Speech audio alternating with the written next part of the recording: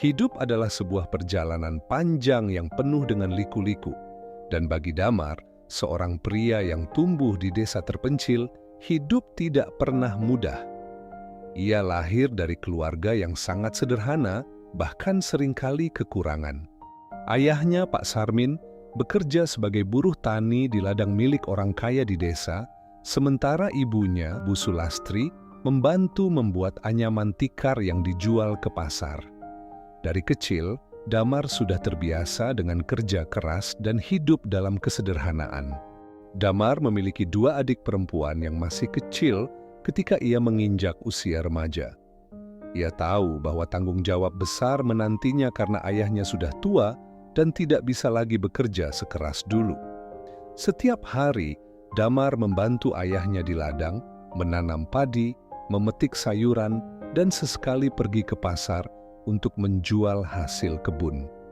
Di malam hari, ia membantu ibunya menganyam tikar, meskipun seringkali tangannya kaku dan lelah. Semenjak kecil, Damar menyimpan impian besar yang selalu ia jaga dalam hatinya. Ia ingin mengubah nasib keluarganya.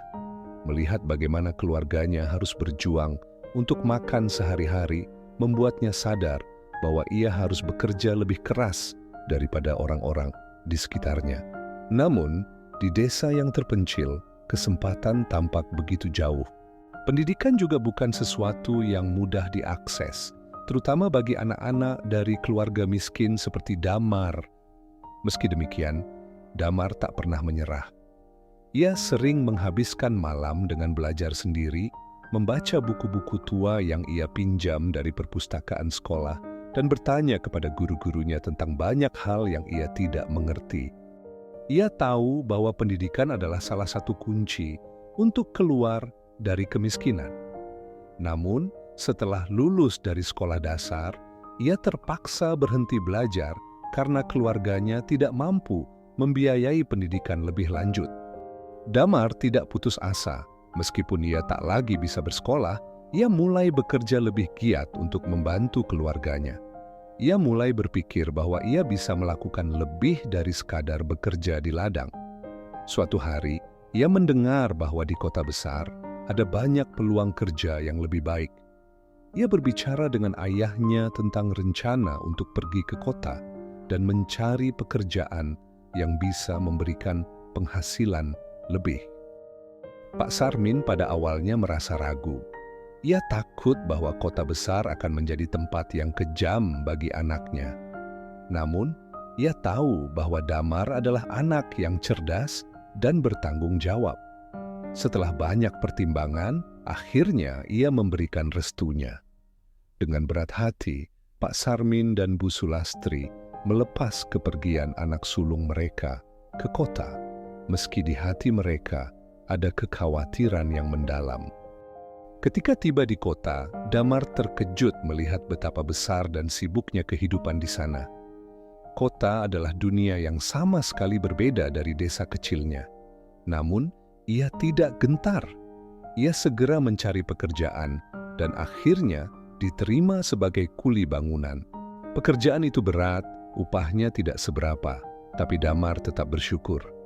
Setiap harinya ia bekerja dari pagi hingga sore, mengangkat batu, mencampur semen, dan membangun gedung-gedung tinggi. Hidup di kota tidak semudah yang ia bayangkan.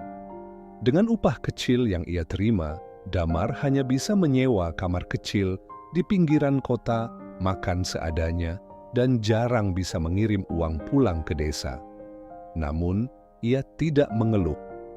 Ia selalu ingat bahwa kesuksesan tidak datang dengan mudah. Setiap malam, meski lelah, ia tetap belajar sendiri. Ia belajar cara-cara bisnis, mengamati bagaimana kota bekerja, dan mempelajari apa yang membuat orang-orang sukses di sana. Suatu hari, Damar bertemu dengan seorang pria tua bernama Pak Harun.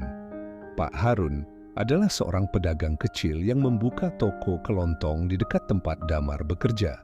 Setiap hari saat makan siang, Damar sering mampir ke toko Pak Harun untuk membeli makanan ringan. Mereka sering berbincang dan Damar mendapati bahwa Pak Harun adalah pria yang bijaksana dan penuh pengalaman. Pak Harun melihat potensi besar dalam diri Damar. Ia menyukai semangat dan rasa ingin tahu yang selalu ditunjukkan oleh anak muda itu. Satu hari, Pak Harun menawarkan pekerjaan di tokonya. Pekerjaan itu tidak jauh lebih baik dari pekerjaan kuli, tetapi Pak Harun berjanji akan mengajarkan banyak hal tentang cara menjalankan bisnis. Damar tidak menyia-nyiakan kesempatan itu. Ia bekerja keras di toko Pak Harun, belajar cara mengelola stok barang, melayani pelanggan, dan mencatat keuangan. Pak Harun, meski usianya sudah lanjut, memiliki banyak pengetahuan yang sangat berguna. Dari hari ke hari, Damar mulai memahami bagaimana roda ekonomi berjalan di kota besar ini. Selama bertahun-tahun, Damar terus bekerja di toko Pak Harun. Ia menjadi tangan kanan Pak Harun dalam mengelola toko. Kepercayaan yang diberikan oleh Pak Harun membuat Damar semakin bersemangat untuk belajar lebih banyak tentang dunia bisnis. Ia mulai menyimpan uang dari gajinya, sedikit demi sedikit, dengan tujuan untuk suatu hari nanti membuka usahanya sendiri. Namun, nasib baik tampaknya belum datang dengan mudah. Di usia 60 tahun, Pak Harun jatuh sakit dan tidak bisa lagi mengurus toko. Sebagai bentuk kepercayaan terakhir, Pak Harun memberikan hak pengelolaan toko kepada Damar. Meskipun awalnya ragu, Damar akhirnya menerima tanggung jawab besar itu. Ia tahu bahwa inilah saatnya ia menunjukkan bahwa ia mampu mengelola bisnis dengan baik. Toko kelontong Pak Harun kini resmi menjadi milik Damar. Namun perjalanan Damar menuju kesuksesan masih panjang. Ia tahu bahwa toko kecil ini hanya sebuah awal. Dengan modal yang minim dan persaingan yang ketat di kota, Damar harus mencari cara untuk membuat tokonya berkembang. Ia mulai mempelajari kebutuhan pasar lebih dalam dan berusaha memperluas bisnisnya. Damar mulai memperkenalkan produk-produk baru di tokonya, dari kebutuhan sehari-hari hingga barang-barang elektronik kecil. Ia juga mengembangkan layanan antar ke rumah untuk menarik lebih banyak pelanggan. Perlahan tapi pasti, toko kelontong Damar mulai tumbuh. Pendapatannya meningkat, dan ia bahkan bisa mempekerjakan beberapa karyawan untuk membantu mengelola toko. Selama bertahun-tahun, kerja keras Damar akhirnya membuahkan hasil. Usahanya semakin besar dan ia membuka cabang baru di beberapa lokasi strategis di kota. Dari hanya sebuah toko kelontong kecil, kini Damar memiliki jaringan toko yang tersebar di seluruh kota. Ia mulai dikenal sebagai pengusaha sukses yang memulai semuanya dari nol. Meski telah menjadi orang kaya, Damar tak pernah melupakan masa-masa sulitnya. Ia tetap rendah hati dan selalu berbagi dengan orang-orang yang membutuhkan. Setiap tahun, ia memberikan sumbangan besar kepada panti asuhan, sekolah, dan komunitas miskin di desa asalnya. Ia tahu betul bahwa kesuksesan bukanlah miliknya sendiri, melainkan hasil dari dukungan banyak orang di sepanjang perjalanan hidupnya. Di usia senjanya, Damar duduk di beranda rumah megahnya yang berada di pinggiran kota, mengenang perjalanan hidupnya. Dari seorang anak desa miskin yang hanya bermodal tekad dan kerja keras, ia berhasil mengubah nasibnya menjadi pengusaha sukses yang dihormati.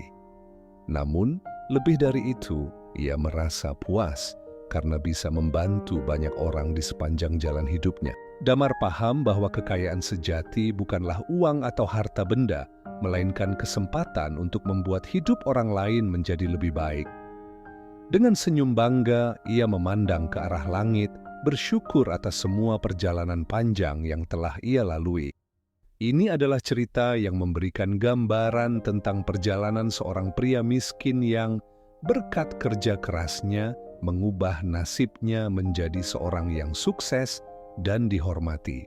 Semoga cerita ini dapat memberikan inspirasi